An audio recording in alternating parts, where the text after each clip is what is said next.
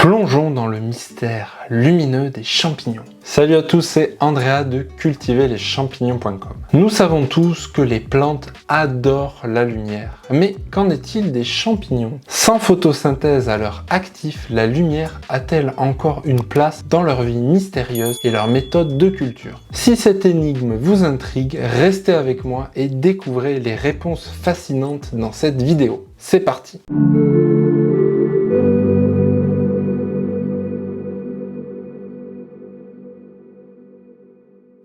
La photosynthèse chez les champignons est-elle un mythe ou une réalité? Les plantes tirent leur énergie de la lumière du soleil grâce à la photosynthèse, un processus au cours duquel elles transforment l'eau et le dioxyde de carbone en glucose et en oxygène. Elles sont dites autotrophes, c'est-à-dire qu'elles peuvent produire leur propre nourriture à l'aide de matières inorganiques, comme l'eau, les sels minéraux du sol ou donc la lumière. Les champignons, eux, en revanche, n'ont pas la capacité de réaliser donc la photosynthèse car ils ne possèdent pas de chlorophylle qui est le pigment en fait qui permet la capture de l'énergie lumineuse chez les plantes. Les champignons sont plutôt des organismes hétérotrophes, c'est-à-dire qu'ils obtiennent leur énergie en décomposant des matières organiques présentes dans leur environnement et non en utilisant directement l'énergie lumineuse qui elle n'est donc pas une matière organique. Pour autant, peuvent-ils vivre en absence de lumière? Parlons un peu du rôle de la lumière dans le cycle de vie des champignons. Bien que les champignons ne pratiquent pas la photosynthèse, la lumière a une utilité dans leur développement. En effet, la lumière peut influencer la germination des spores en agissant comme un signal déclencheur chez certaines espèces. De plus, la lumière peut jouer un rôle dans la transformation du mycélium en primordia, puis en sporophore, la partie donc des champignons que l'on mange. Elle peut également influencer la direction de la croissance et la morphologie des champignons. On dit que les champignons sont photosensibles, c'est-à-dire qu'ils ont une réponse visible en réaction à la lumière. Les seuls champignons qui n'ont pas besoin de lumière sont les champignons de Paris. Ils coévoluent depuis tellement longtemps avec nous qu'ils se sont adaptés à des conditions d'obscurité complète qui règnent dans les caves et les souterrains. Leur développement est indépendant donc de la présence de lumière. Finalement, certains types de champignons ont besoin de lumière et d'autres non. Alors pour conclure cette partie, on va utiliser les travaux de Heger-Hummel de 1980 qui a classé en fait les champignons en 4 catégories en fonction de leurs besoins en lumière. Il en a déduit 4 groupes de champignons donc en fonction de leurs différents besoins en lumière pour la formation de la partie fructifère. Dans le groupe A, la lumière et l'obscurité ne jouent aucun rôle à aucun stade du développement du corps fructifère. C'est le cas donc d'Agaricus bisporus que nous venons de voir. Groupe B, la lumière et l'obscurité ne jouent aucun rôle dans la formation des primordia, mais la lumière est requise au stade ultérieur du développement du champignon. L'Antinus tigrinus se comporte de la sorte. Groupe C, la lumière est requise sauf pendant une courte période au début du développement où l'obscurité est essentielle. Coprinus congleratus fonctionne ainsi. Groupe D, la lumière est requise à tous les stades de développement du corps fructifère. C'est le cas de Favolus arcularius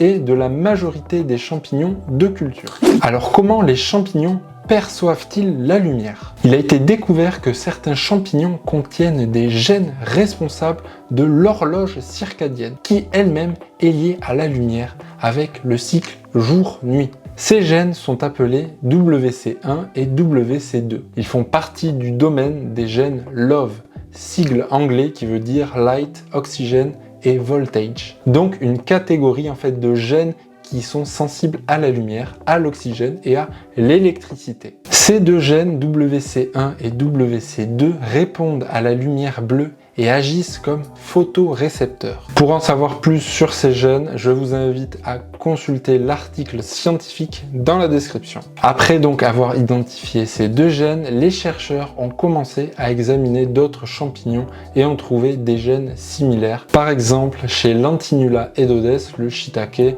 et Pleurotus ostreatus, le pleurote en huître. D'ailleurs, les photorécepteurs chez le shiitake sont principalement actifs pendant la formation du corps fructifère. En plus des photorécepteurs de lumière bleue, il a été démontré qu'il existe d'autres photorécepteurs de lumière rouge, dits phytochromes, dans certains champignons. Et on en découvrira sûrement d'autres par la suite.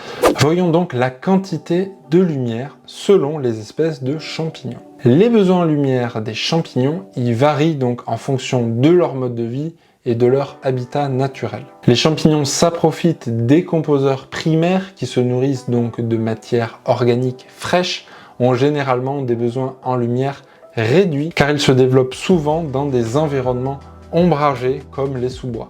Les champignons décomposeurs secondaires qui eux se trouvent dans des zones plus ouvertes comme les prairies ont donc des besoins en lumière un peu plus importants. Pour les champignons mycorhiziens, cela est très variable en fonction des espèces.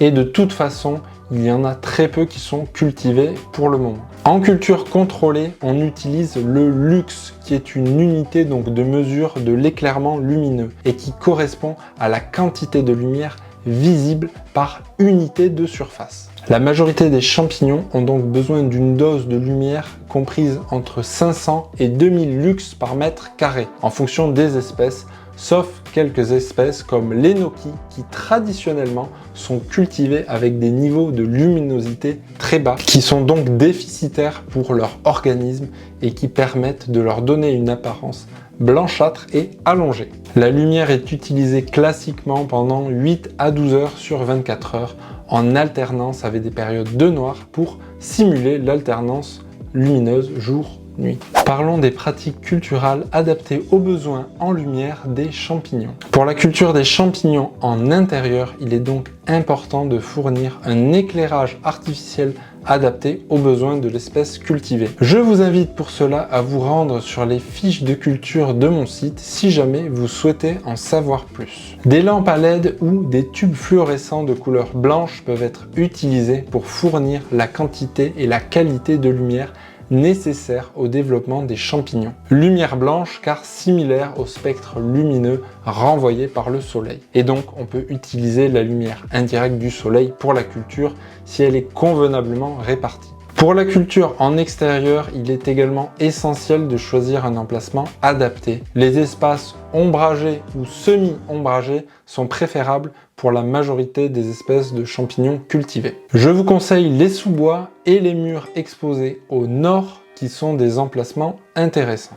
En conclusion, si les champignons n'ont pas besoin de lumière pour la photosynthèse, la lumière joue cependant un rôle dans leur cycle de vie, notamment dans la transformation du mycélium en primordia. Les besoins en lumière varient selon les espèces de champignons et il est important de prendre en compte ces besoins spécifiques lors de la mise en place d'une culture. Que ce soit en intérieur avec un éclairage artificiel ou en extérieur en choisissant un emplacement offrant une exposition à la lumière naturelle adéquate. En maîtrisant ces aspects, vous pouvez optimiser davantage la culture de ces organismes fascinants et obtenir les meilleurs résultats. Voilà, c'est tout pour aujourd'hui les myciculteurs. Si vous souhaitez en savoir plus sur la culture des champignons, je vous invite à télécharger gratuitement votre e-book pour débuter. Le lien est disponible en bas en description. N'hésitez pas à commenter, à liker, à vous abonner et à partager la vidéo si elle vous a plu. Je vous remercie de l'avoir regardé et je vous dis